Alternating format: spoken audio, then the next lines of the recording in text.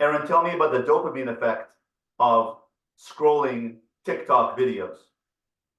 So when it comes to short form content, the reason that it's so addictive is it's just a constant feed of, I like to call it the like a dopamine machine gun.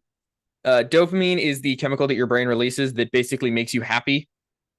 It can be released by a myriad of things, be it watching videos that you find interesting or funny, um, seeing people that you love. It basically is one of the many hormones that your brain uses to make you feel happy. Um, and what scrolling on, say, we'll use Instagram for example, although short form content is everywhere now, trying to compete with TikTok. You have obviously TikTok, which was the birth of short form content.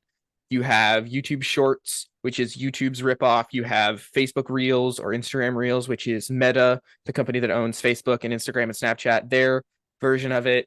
I believe, I don't really use Snapchat, but I believe Snapchat has a version of it. It's called like Highlights or something. I don't know.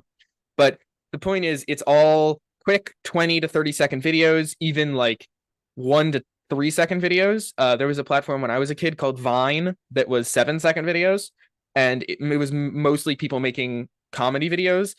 And it was, I'll say, Vine was very funny. I definitely used Vine way too much when I was a kid. But short form content, what happens is as you scroll, you're either not watching videos in their entirety or they're short videos. So you're taking, 7 to 8 seconds on every video and then you're scrolling past it. So your brain is constantly switching topics, switching inputs, be it music, a movie clip, people talking, people making a joke, a video of a kid, a video of a dog. It's constantly switching topics, it's constantly switching emotions.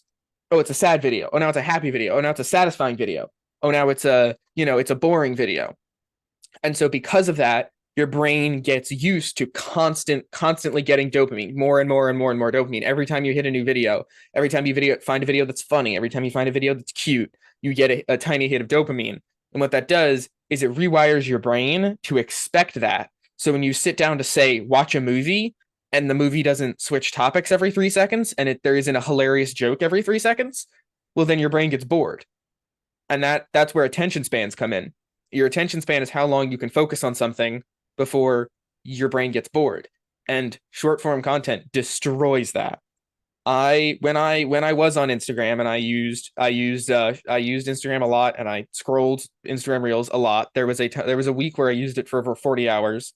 Uh my attention span was horrible. I couldn't focus on anything. I couldn't play video games because I couldn't focus for long enough. I would either switch video games every 5 or so minutes, or I just didn't play them at all. Even in real life, aside from leisure activities, I would get bored really quickly. I would go to cook dinner, and 5 minutes into cooking, I'd be like, I don't want to do this anymore. I want to go, use my phone. It very much becomes an addiction because it has along the same lines of doing drugs. Now, obviously, I'm not going to say that Instagram is as bad as like cocaine, but it has a similar effect when it comes to feeding your brain as much positive hormones as it wants and can get whenever. And how would that affect you and I?